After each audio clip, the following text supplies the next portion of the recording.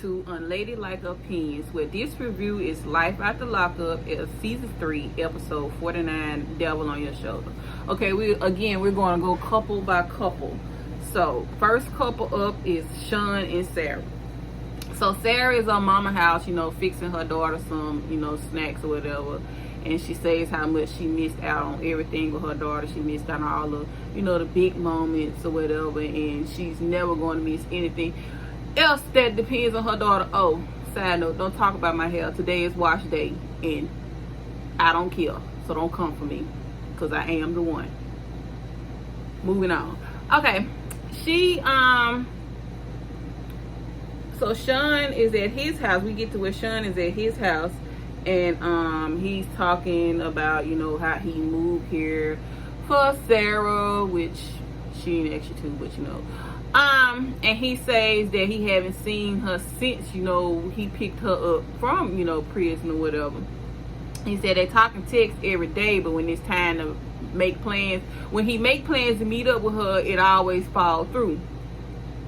And I'm like, and he said he gave up a lot to, be here. And I'm sitting here like, yeah, you did. You gave up 6 kids in a whole nother state to come here to be with an inmate that don't even want you no more. But that's what y'all do. But he talking about he is managing a mechanic shop. And he got this 2-bedroom house and he never expected to be living alone. And that's what happens when you put your heart into an inmate. Ooh, move Nick. And that's what they do. They give you that prison talk until they get out of prison, and these all gas, no brakes on that. But so Sarah's friends come over. Her friend named Stacy, and I think she's supposed to, well, she did do that, Sarah's hair or whatever. And she tells her how she is, jealous that she let Sean pick her up from prison and not her. And I'm like, what the hell? But so Sean ex calls him his baby mama. I hate saying baby mama, so his kid's mom. His kid's mom called him and he said he been talking to her every day, which she better than me because I cussed them out every day. You left me with 6 kids and you over here chasing another woman and I got your kids. But you better than me because baby, it ain't take but one for me. Won't gonna give you no more. Tied them 2 so quick on it. Ooh, I got personal. My bad.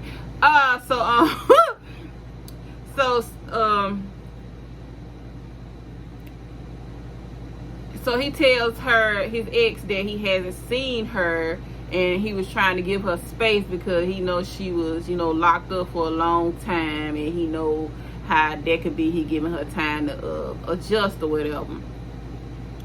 So, back at Sarah's, she said, Sean was convincing, he convinced her that him picking her up was the right thing to do.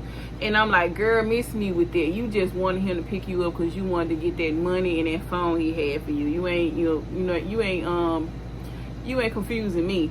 And so, she said Sean put in a lot of money and dedication to, even though he don't, come see him. Oh, she don't come see him. And then in her confession, she said she doesn't think he respects the fact that she wants to take things slow.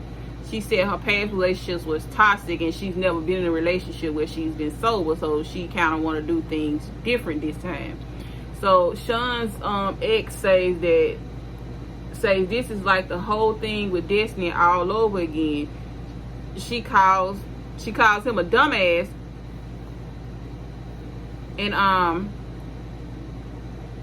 And says, well, does she call and text? And he was like, yeah, I call and talk to her all the time. She said, I bet she calls and texts and asks for money. And this fool said he done sent her $5,000 to $6,000 since she been out. And I'm like, what? So Sarah tells Stacy that, Sean moved there to Ohio, but she didn't ask him to move there. That was his choice. So she was like, she ain't trying to be responsible for it. She ain't actually move. She just wants your money.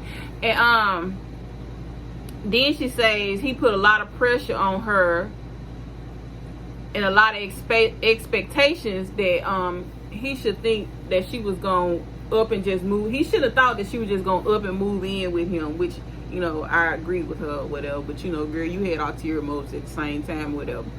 But Sean X then says she probably got a lot of other boyfriends, and he said that he don't think that. And she said, you didn't think that with Destiny, look how that turned out. When I tell you his kid's mom is throwing darts and daggers at him, and I'm like, girl, I wouldn't even give him that energy. He done messed you over so many times.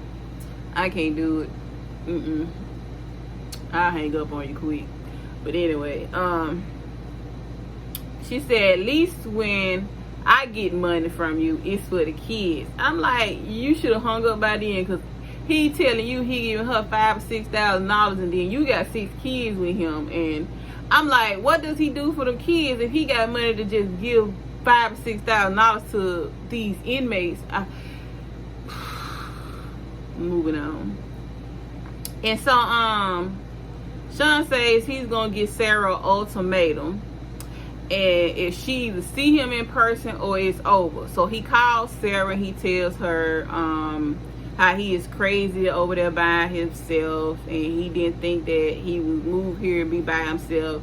And he asks her if she had somebody else, and she tells him that he was being ridiculous. And she tells him that it has nothing to do with another guy. She just wants to be a mom. That's her main focus, is being with her daughter. And she says, you know, how he been there for her and helped her out. And she says, well, money doesn't buy love, but you sure took that money though, so miss me. So he tells her that he either meet up with her or they go their separate ways. So that was the end of Sean and Sarah in this episode.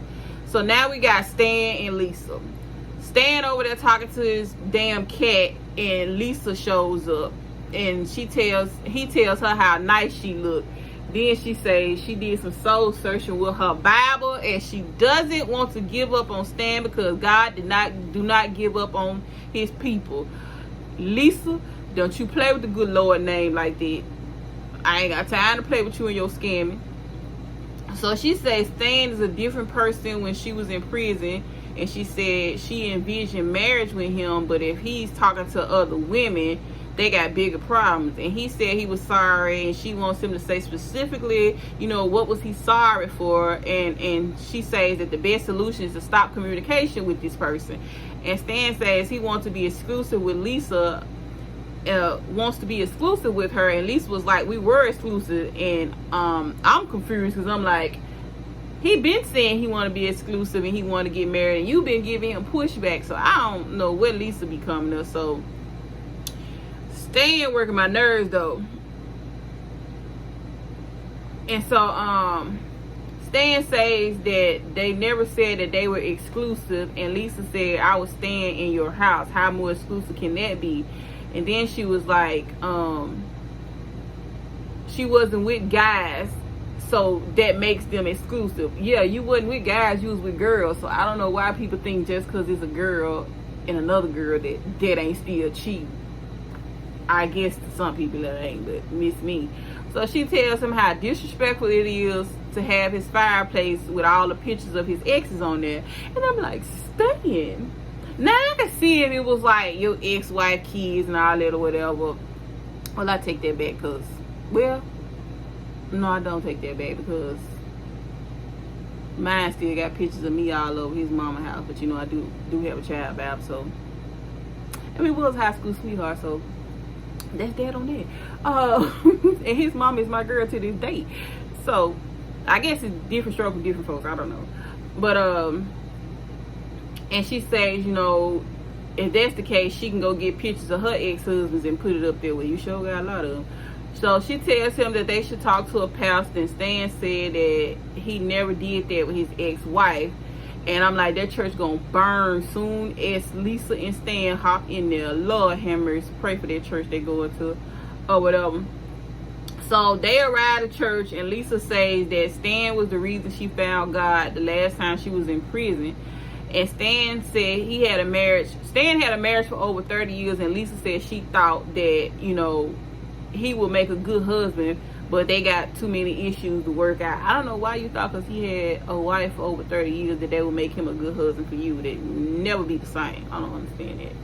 So the pastor walks in, and he tells them that And she tells him that she was in prison several times, and they met up on an app where she got paid, where you're supposed to get paid for sex. And Stan says that wasn't the case, and she says, well, I have the messages.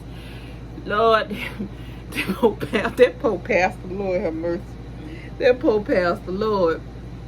So the pastor say they have a foundation issue, then they are trying to build on that, but what are we building with? And Lisa said every time she turn around it's something, and she brings up him texting an ex, and he says she blowing it up. The pastor asks what was the basis to continue in the relationship, and Lisa says sex, because that's all she thinks Stan wants. And Stan was like, it's not always about sex. We haven't had sex in a long time, and I still enjoy being around just you without, the sex. And he said he loved being with her, and she was a happy person, and Lisa said he make her miserable.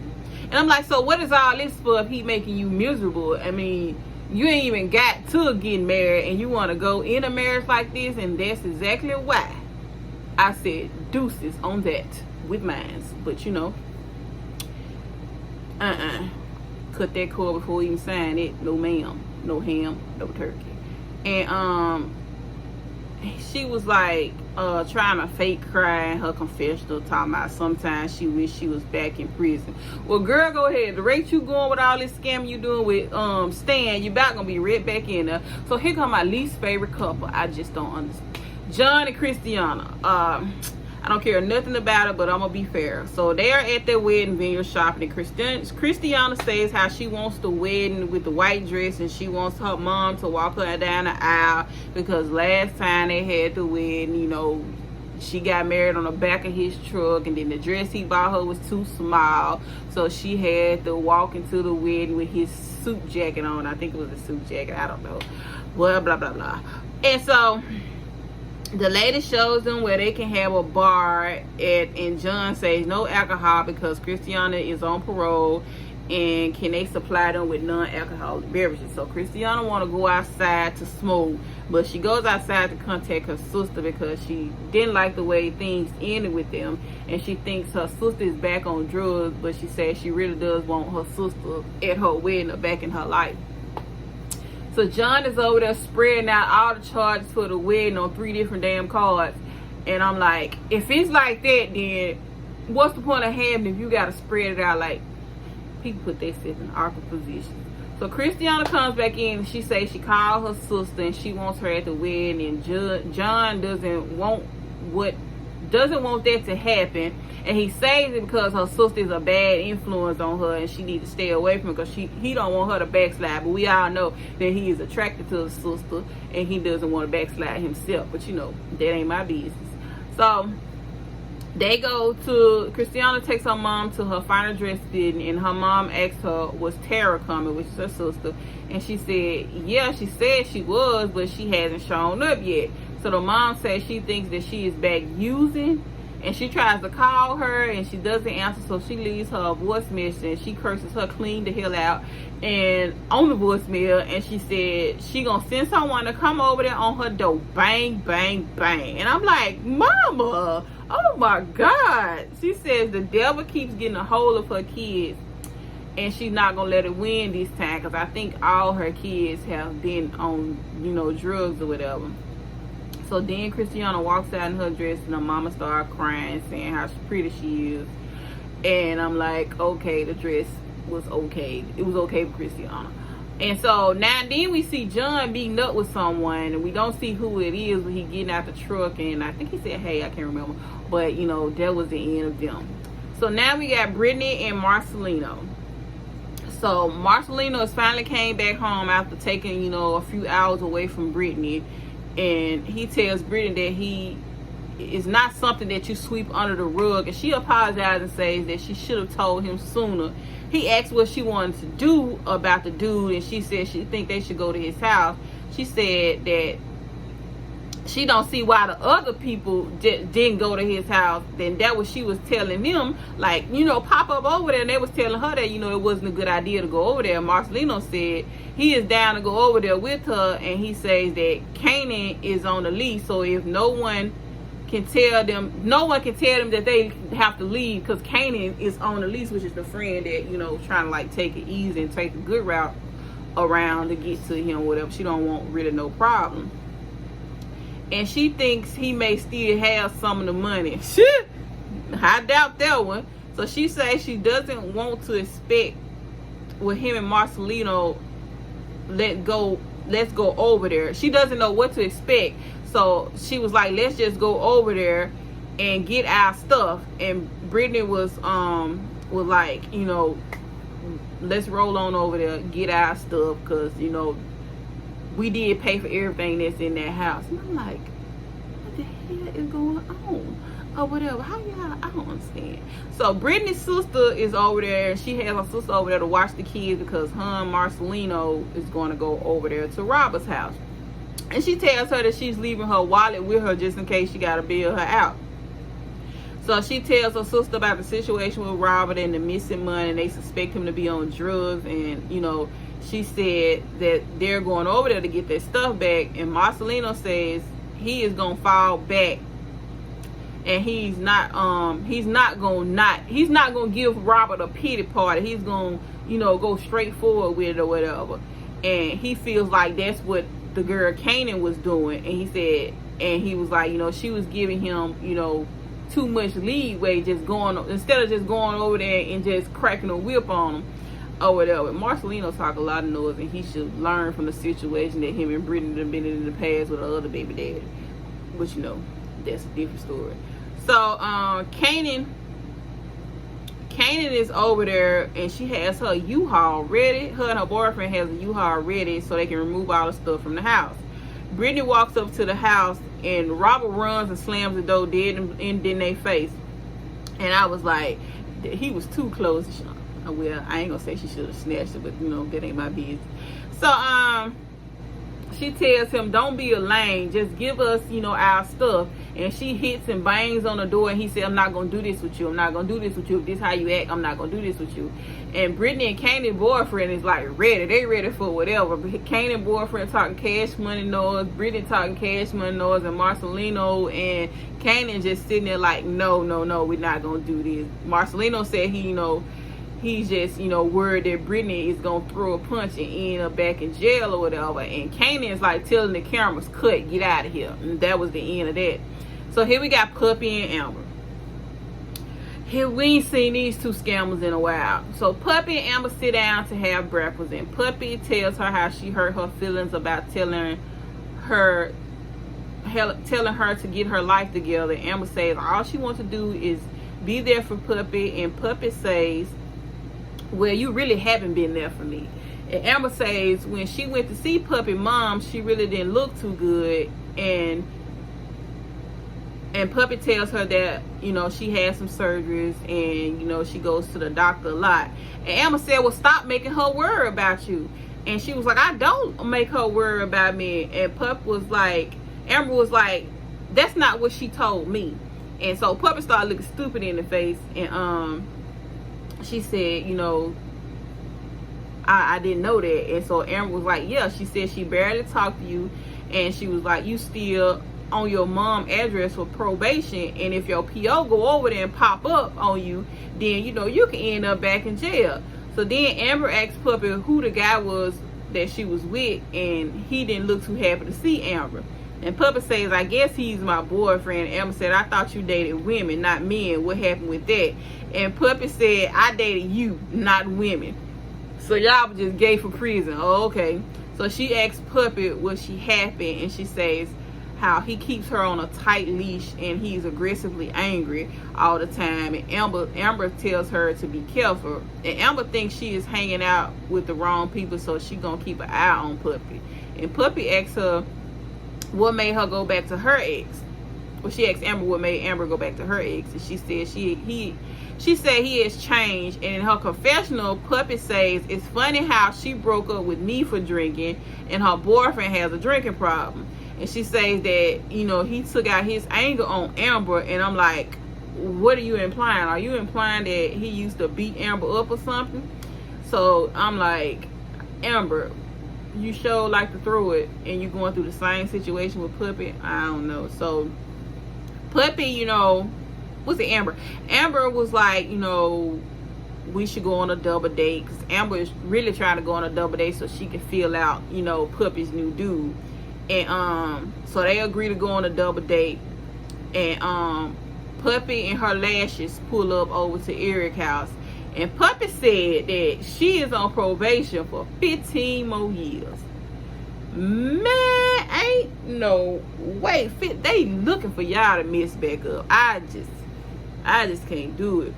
And she's saying that she is living with Eric, and that's a violation on her parole. Welcome to the world dumbest criminals, where you saying on camera that you violating your 15-year parole by living with somebody else that you don't supposed to be living with. Boy, I tell y'all, just be incriminating y'allself. She tells him she just got back from having breakfast with Amber, and he is pissed when he realized that she went to have breakfast with her ex and didn't tell him. And she says that they are friends, and he said ain't nobody friends with their ex. I disagree, because I am. Well, he thinks Amber is trying to swoop in and take his position, and she asked him if he wanted to go on a date with her to meet Amber's boyfriend, and he says he wants to be clear on what's going on, and he hates hidden agendas. And then he said they will see how it goes, and he said, you gonna cook me some breakfast?